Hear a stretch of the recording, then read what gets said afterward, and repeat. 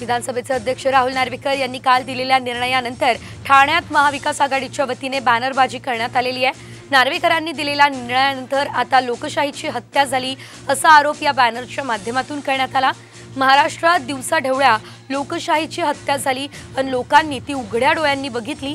यामार्फत महाविकास आघाडीच्या वतीने नार्वेकरांनी दिलेल्या निर्णयाचा निषेध करण्यात आला। याचा आढावा घेतलाय आमचे प्रतिनिधी विकास काटे यांनी। आपण बघूयात।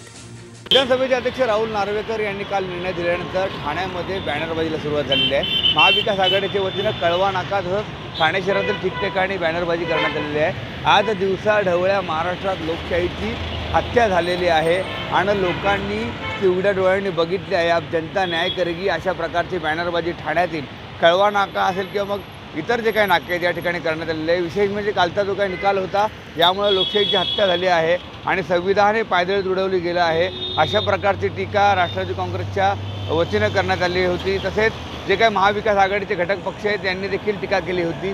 त्यानंतर आता या ठिकाणी बॅनरबाजी करण्यात आलेली आहे। या बॅनरबाजीच्या माध्यमातून नक्कीच राज्य सरकारचा या ठिकाणी निषेध व्यक्त करण्यात येतो आहे।